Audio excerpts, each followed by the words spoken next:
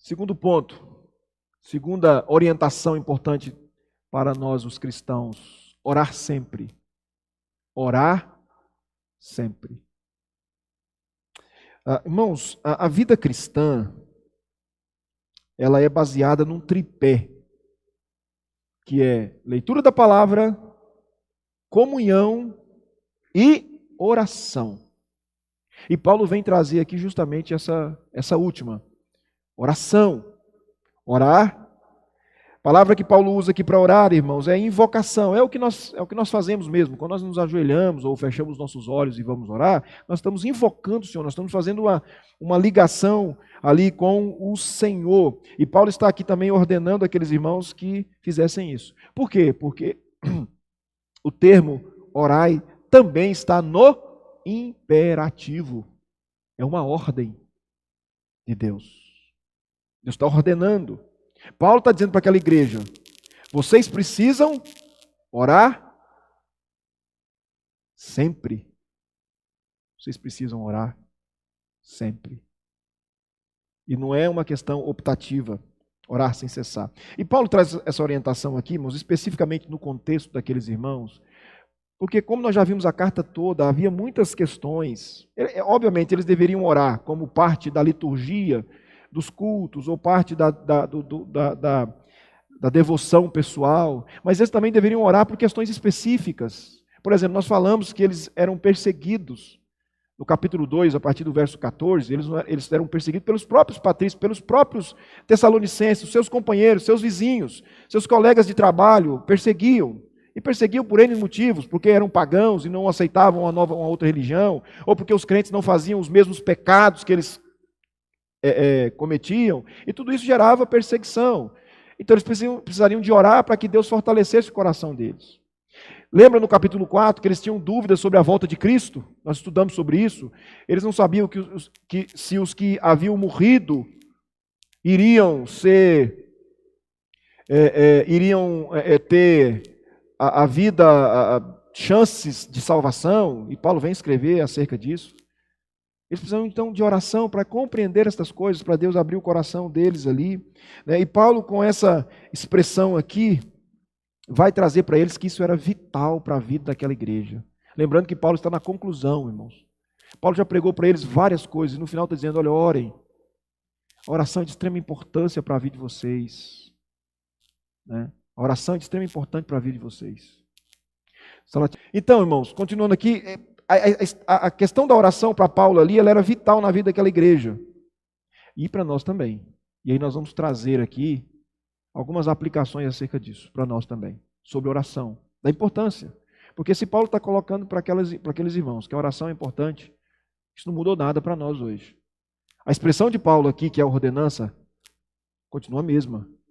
Orar sem cessar. Continua a mesma instrução. E o que nós podemos aprender aqui, irmãos? Primeiro, vida de oração é uma ordem de Deus. Eu quero enfatizar isso. Porque a gente tem que ter isso no coração, irmãos, de uma forma muito clara. De que não é uma questão de opção, mas é uma questão de ordem. Quantas vezes, irmãos, nós olhamos para a oração e a temos assim na prática como facultativa. Teoricamente, a gente entende que ela é uma ordenança.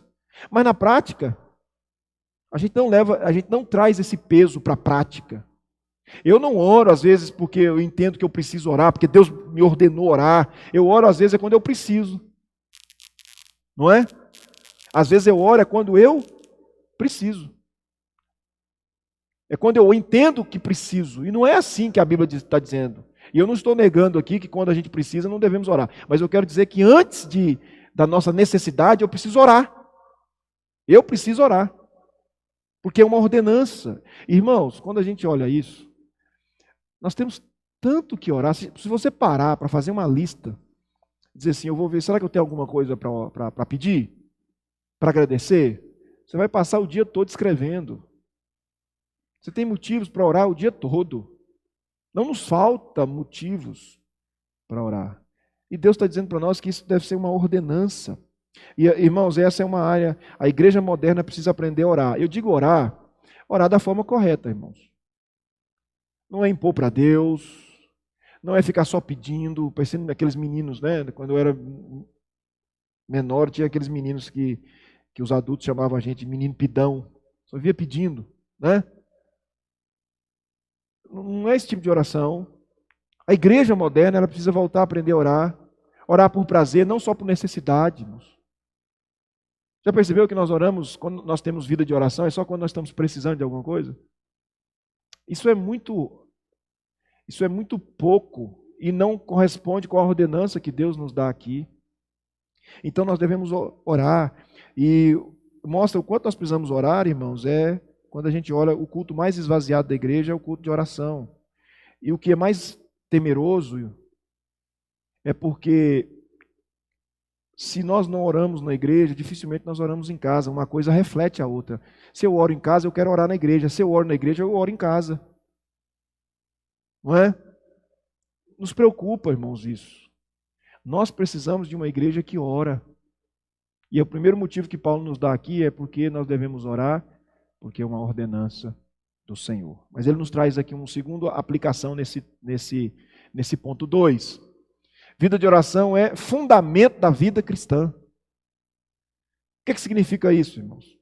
É que oração deve fazer parte da nossa vida como cristão. Se eu não estou orando, eu estou em déficit, eu não estou fazendo o que deveria fazer como crente. Eu preciso orar como crente, porque faz parte da estrutura do cristão a oração. Lembra que eu falei do tripé? Palavra, comunhão e oração? Não existe cristão se uma dessas áreas estiver ruindo ou não existir. Oração. Orar. Vida de oração. E quando a gente fala da oração, irmãos, como fundamento da vida cristã, eu quero trazer aqui a oração que Jesus nos ensinou a orar, a oração do Pai Nosso, né? Lá em Mateus capítulo 6. Eu quero dividir esse texto aqui para a gente ver o quanto que ela é realmente, a oração, ela é um fundamento para a nossa vida cristã. Veja como que Jesus ele trata a oração, ensinando aos seus discípulos, né, com relação a isso. Primeiro ele coloca que a oração ela deve ser em adoração. Irmãos, infelizmente nós limitamos a oração a pedir, né? Mas a oração é um momento de adoração. O início da oração de Jesus, que ele ensina, ele diz: Pai nosso que estás no céu, santificado seja o teu nome. Ele está reconhecendo, adorando a Deus. Oração, irmãos, é lugar de nós adorarmos, é momento de nós adorarmos a Deus. Você já parou para orar só para adorar a Deus, sem pedir nada? Só para enaltecer a grandeza de Deus? Nós precisamos fazer isso, porque é assim que a Bíblia nos ensina. Oração em submissão. Aí eu quero tocar talvez em algumas igrejas, em algumas pessoas que oram e ao invés de orar como servos, oram como Senhor, né? É como se a expressão do verso 10 de Mateus 6, venha o teu reino, faça-se a sua vontade, assim na terra como no céu, é mudado isso. Venha o meu reino, faça-se a minha vontade. A oração não é assim. A oração, ela deve ser submissa a Deus. Eu posso pedir? Posso e devo. Mas a resposta certa vem de quem? Eu não posso impor para Deus que Ele faça o que eu estou pedindo. Eu posso pedir. E Ele vai me responder. É igual um pai. Pai, posso ir ali? Você pode pedir para o seu pai.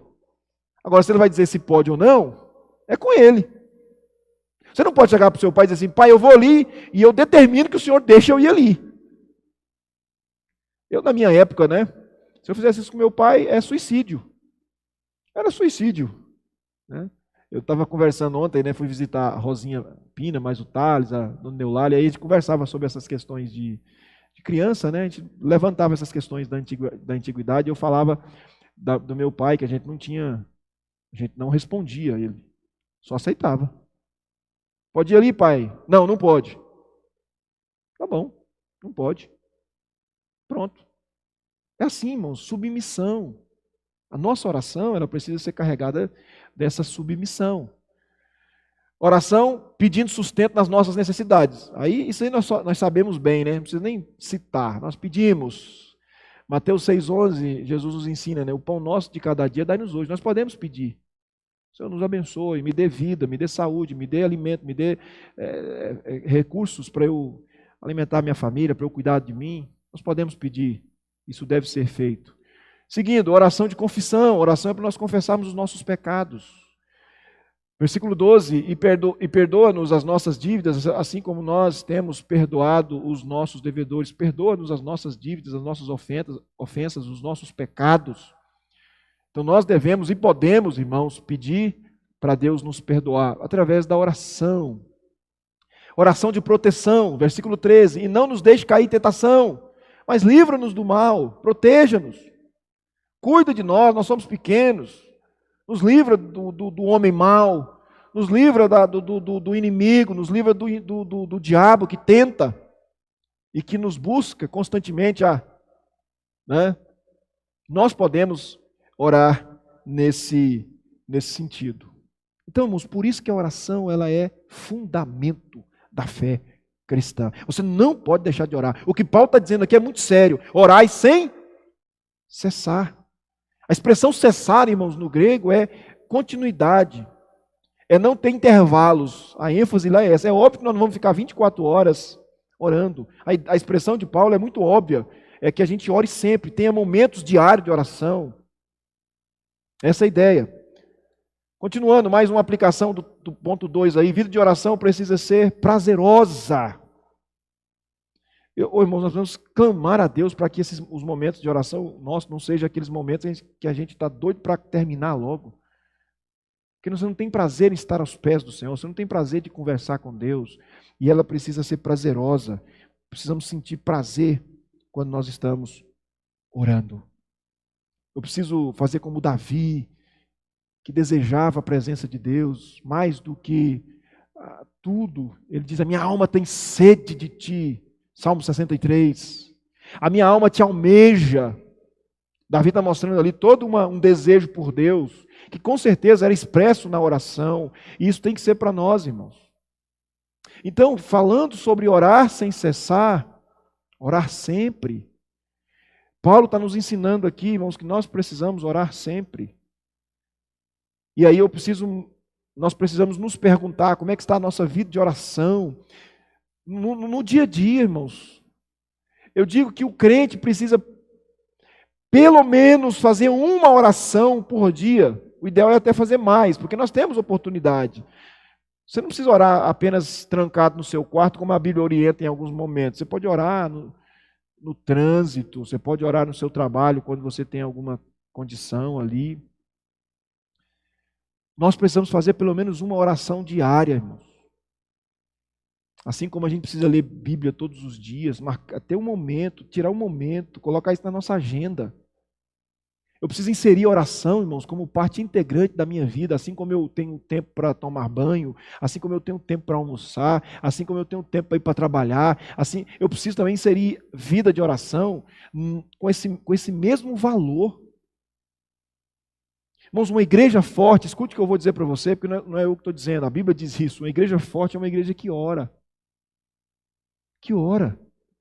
E nós precisamos orar, nós precisamos buscar o Senhor. Quero concluir aqui com esse texto aqui, muito simples, irmão. Duas orientações importantes para a vida cristã: viver constantemente alegre e orar sempre. São as orientações de hoje. São dois pilares da vida cristã. Por quê, irmãos? A alegria marca quem nós somos. Por que nós somos alegres? Porque nós temos um Deus vivo que cuida de nós. A alegria no nosso coração vai expressar quem nós somos, ou o que Deus fez conosco. Por isso nós estamos alegres. Não é assim que diz o salmista? Quando o Senhor restaurou a nossa sorte, ficamos como quem sonha, nós nos alegramos, porque Deus nos restaurou. A alegria mostra que nós somos restaurados, porque a nossa alegria ela não acaba quando falta dinheiro, ou quando nós temos as lutas. Nós ficamos tristes, mas logo nós voltamos a nos alegrar. E a pergunta então, diante disso é, esses dois elementos estão presentes na sua vida? Essa é uma pergunta que nós precisamos responder, irmãos. Tem desfrutado da alegria perene? Tem sido ardoroso na oração? Que o poder do Espírito Santo nos mova a viver alegres em constante oração. Que seja assim conosco, para a honra e glória do nosso Senhor e Salvador Jesus Cristo, para que a gente seja uma igreja forte, para que a gente seja uma igreja, como se diz, firme, para que nós possamos impactar, irmãos, mais do que nunca. Ouça o que eu vou dizer a você, mais do que nunca, talvez o que mais esse mundo precisa é de uma igreja fiel.